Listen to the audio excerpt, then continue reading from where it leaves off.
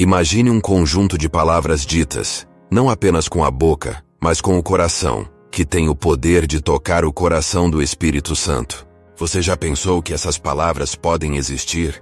Essa ideia é ao mesmo tempo cativante e capaz de mudar tudo. Hoje, convido você para uma jornada que promete transformar sua vida espiritual e abrir portas para a presença divina de maneiras que você nunca imaginou. Desde os tempos antigos, a Bíblia nos orienta sobre o poder infinito das palavras. Em Provérbios 18:21, lemos: "A língua tem o poder da vida e da morte, e aqueles que a amam comerão seu fruto." Isso não é apenas um aviso, mas um convite para refletirmos sobre como nossas palavras chegam aos ouvidos de Deus. Como suas palavras têm impactado a vida das pessoas ao seu redor. Já pensou no poder que suas palavras têm para construir ou destruir? Compartilhe suas reflexões nos comentários. Imagine então que as palavras são chaves que abrem portas para espaços secretos de força e consolo. Dentro do imenso universo da fé cristã, o Espírito Santo é aquele companheiro sempre presente, invisível, mas constante. Como Jesus prometeu em João 14:26, "Mas o ajudador, o Espírito Santo, que o Pai enviará em meu nome, vos ensinará todas as coisas, e vos lembrará de tudo o que eu vos disse." Essas palavras tecem uma promessa de orientação eterna, oferecendo não apenas companhia, mas também uma verdadeira instrução vinda dos céus. Falar com o Espírito Santo é essencial para aprofundar nossa experiência espiritual, e essa comunicação acontece em duas vias. As palavras que murmuramos em momentos de silêncio, ou proclamamos em voz alta, têm o poder de fortalecer essa conexão. A Bíblia nos incentiva a manter um diálogo contínuo com o Espírito, deixando que ele nos guie, console e ensine. É uma troca mútua, onde cada palavra que dizemos pode evocar uma resposta de Deus. Palavras de louvor e adoração tocam profundamente o coração do Espírito Santo. Como diz o Salmo 22:3, "Mas tu és santo entronizado nos louvores de Israel." Nossa adoração cria um ambiente onde a presença divina não apenas passa, mas permanece. Ao oferecer palavras de louvor, convidamos o Espírito Santo a mudar o espaço ao nosso redor, enchendo-o com sua presença maravilhosa.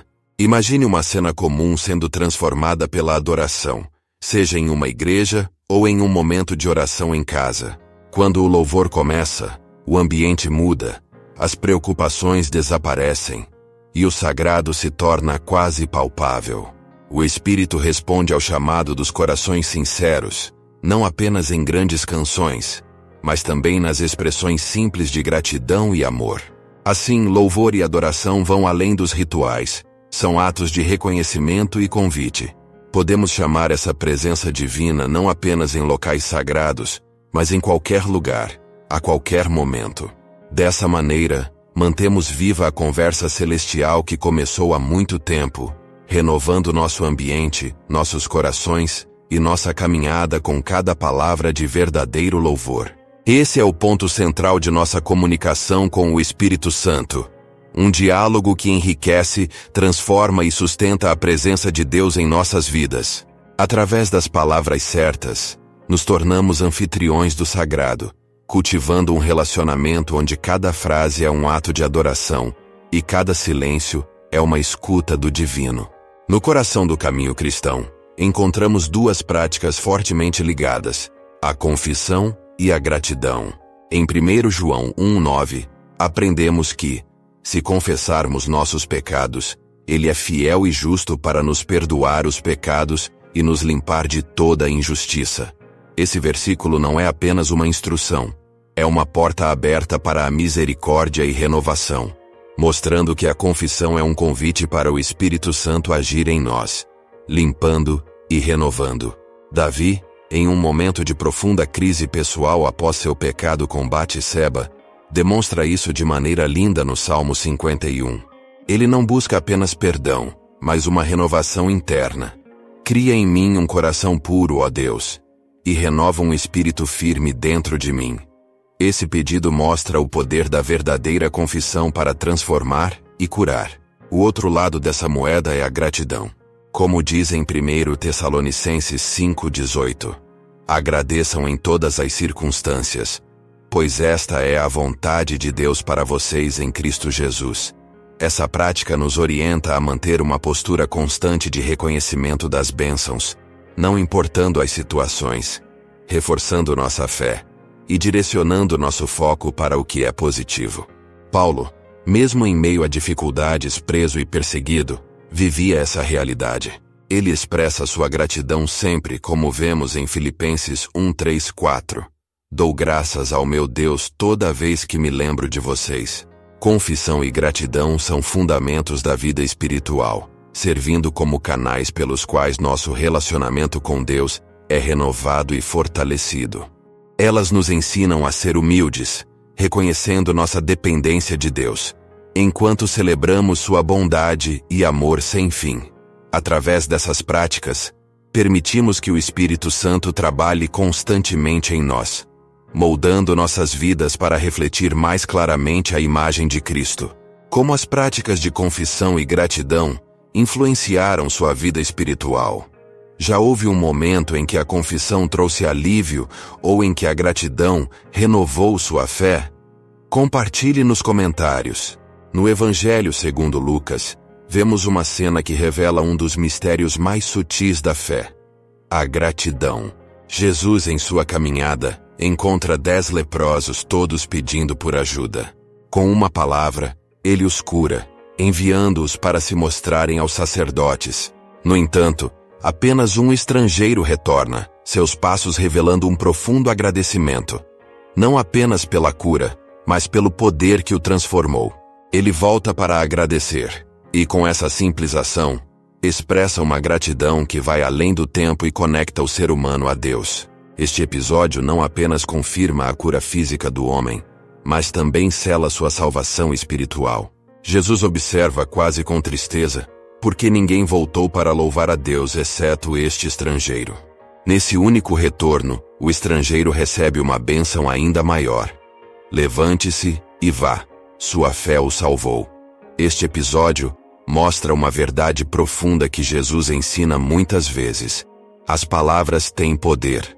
Um poder que pode mover montanhas. Em Marcos ele explica que se alguém falar a uma montanha com fé, sem duvidar, a montanha obedecerá. Um eco dessa verdade aparece na história da mulher que sofria de um sangramento. Com a firme fé de que simplesmente tocar as roupas de Jesus a curaria, ela se move através da multidão, e ao alcançar seu objetivo, sua saúde é restaurada. Jesus, voltando-se para ela no meio da multidão, declara: Filha, a sua fé a curou. Ele ouve as palavras interiores da mulher, suas declarações silenciosas de fé, que se tornam o impulso de um milagre.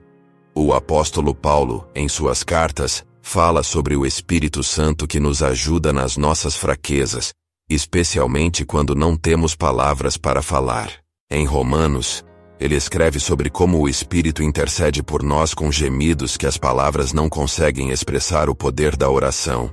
Então, vai além da nossa habilidade de falar, estando na profunda ligação entre nossa alma e o divino. A fervorosa intercessão de Moisés por Israel, após a criação do bezerro de ouro, mostra como até mesmo a ira divina pode ser acalmada por palavras sinceras de pedido. Deus, tocado pela intercessão, muda um julgamento de destruição, reforçando o poder transformador da oração. As palavras de incentivo também têm uma grande força.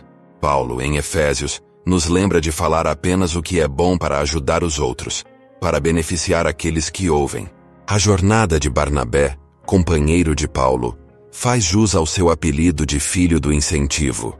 Sua vida é um exemplo do poder das palavras para levantar, fortalecer amizades e inspirar coragem em tempos de dúvida. Barnabé não apenas falava, mas também agia. Suas ações, cheias de palavras de apoio, ajudaram a moldar a história da igreja primitiva.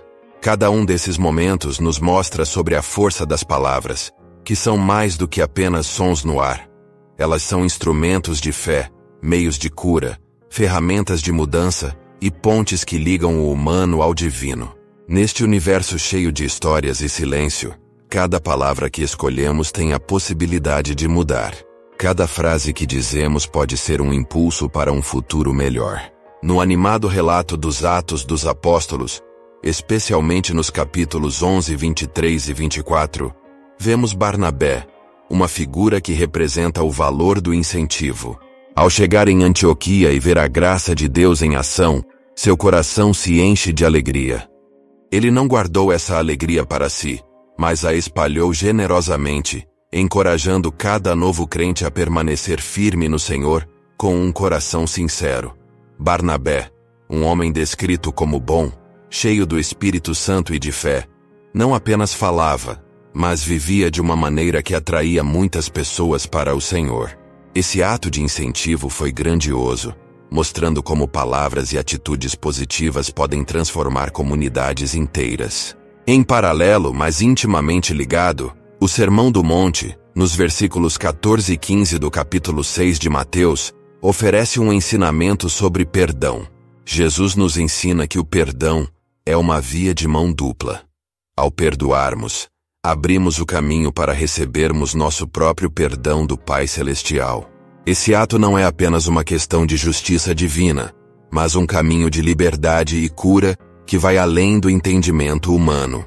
A história de José, um épico de traição e redenção contada em Gênesis 45, exemplifica o poder transformador do perdão.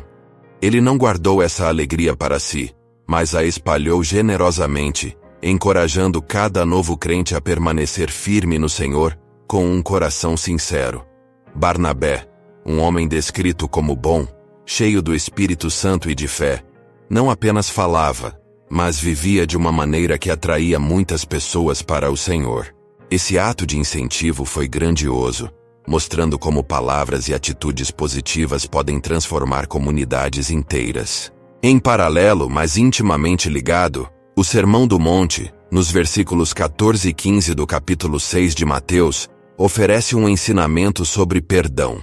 Jesus nos ensina que o perdão é uma via de mão dupla. Ao perdoarmos, abrimos o caminho para recebermos nosso próprio perdão do Pai Celestial. Esse ato não é apenas uma questão de justiça divina, mas um caminho de liberdade e cura que vai além do entendimento humano. A história de José, um épico de traição e redenção contada em Gênesis 45, exemplifica o poder transformador do perdão. Mesmo tendo sido vendido como escravo pelos próprios irmãos, José chega ao poder no Egito. Quando tem a chance de confrontar aqueles que o traíram, ele escolhe o difícil caminho do perdão, reconhecendo um plano maior, em que seus sofrimentos se tornaram peças para salvar muitas vidas. Esse ato não apenas reconcilia uma família dividida, mas também reafirma o plano celestial. Inspirados por Barnabé, somos chamados a usar nossas palavras para incentivar e construir pontes, onde facilmente poderiam surgir muros. Inspirados por José, somos desafiados a perdoar, olhando além da dor do momento e entendendo que cada ato de perdão é um passo em direção a uma realidade divina e curadora. Como suas palavras de incentivo já impactaram a vida de alguém? Há alguém que você precisa perdoar para encontrar uma paz mais profunda? Compartilhe suas reflexões nos comentários. Ao adotar práticas de apoio e perdão, não apenas mudamos nossa vida, mas também permitimos que o Espírito Santo haja através de nós, tocando e transformando as vidas ao nosso redor. Assim, criamos uma realidade onde o divino e o humano andam juntos em perfeita harmonia.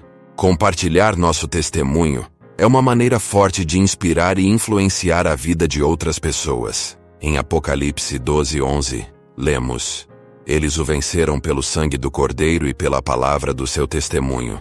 Não amaram as suas vidas ao ponto de temer a morte. Esta passagem mostra como nossas histórias pessoais podem encorajar a fé e trazer a presença do Espírito Santo. De fato, contar sobre nossa caminhada é uma ferramenta poderosa para honrar a Deus e mudar vidas. O versículo mencionado mostra que nossas histórias têm um papel importante em vencer dificuldades. Ao compartilhar as maravilhas que Deus fez em nossa vida, damos glória ao Senhor e, ao mesmo tempo, encorajamos e fortalecemos a fé dos outros. Nosso testemunho é uma prova real do poder e da fidelidade de Deus. Um exemplo marcante de um testemunho que fez a diferença é a história do homem cego que foi curado por Jesus, descrita em João 9. Quando foi questionado pelos fariseus sobre sua nova visão, ele respondeu de forma direta e clara: "Uma coisa eu sei, eu era cego, mas agora vejo." João 9:25. Essa resposta simples, mas forte, deu glória a Deus e respondeu aos críticos. Um testemunho sincero não precisa ser complicado. A verdade sobre as ações divinas pode tocar profundamente quem nos ouve. Então, sejamos corajosos em compartilhar nossas experiências, sabendo que elas têm o poder de inspirar fé, chamar o Espírito Santo e honrar a Deus. Palavras inspiradas pelo Espírito Santo podem mudar situações difíceis. Tiago 1:5 nos diz: "Se algum de vocês tem falta de sabedoria, peça a Deus, que a todos dá livremente, com boa vontade, e ela será concedida." A sabedoria divina é um presente que devemos buscar sempre, pois é um dos mais valiosos que podemos receber de Deus, e Ele está sempre disposto a nos dar, desde que peçamos.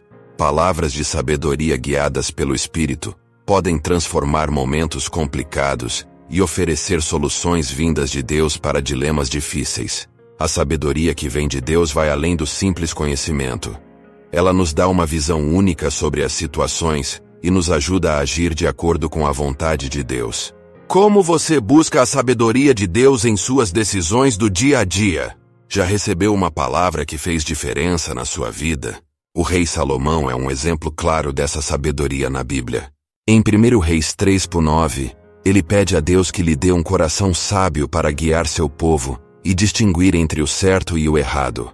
Deus responde a esse pedido sincero, dando a Salomão uma sabedoria que nenhum outro rei tinha, como ficou claro no julgamento entre duas mulheres que disputavam a maternidade de um bebê. 1 Reis 3:16-28. A sabedoria de Salomão trouxe justiça e paz ao seu reino. Assim como ele, também devemos buscar a sabedoria de Deus com dedicação, confiando que Ele nos equipará de acordo com suas promessas. A profecia como forma de comunicação é bastante valorizada na Bíblia. Paulo, em 1 Coríntios 14:1, nos incentiva a desejar os dons espirituais, especialmente a profecia, por sua capacidade de fortalecer diretamente a igreja. Siga o caminho do amor e deseje os dons espirituais, principalmente o dom de profetizar. Palavras proféticas têm o poder de guiar, confortar e confirmar a vontade de Deus em nossas vidas. Elas são diretamente inspiradas pelo Espírito Santo e podem fortalecer, incentivar e consolar a comunidade de fé. 1 Coríntios 14:3. Um exemplo importante é Ágabo, que profetizou uma grande fome, levando a igreja primitiva a se preparar para ajudar os necessitados. Atos 11:28. A profecia de Isaías sobre o nascimento de Jesus também mostra a importância da profecia, oferecendo esperança e salvação para toda a humanidade. Isaías 7:14. Como cristãos, devemos buscar esse dom de coração aberto, para que o Espírito Santo possa usar nossas vozes como instrumentos para edificar a igreja e honrar a Deus. O amor é o mandamento principal e deve aparecer em cada palavra que dizemos. Paulo, em 1 Coríntios 13, afirma que sem amor, até mesmo as maiores conquistas são vazias.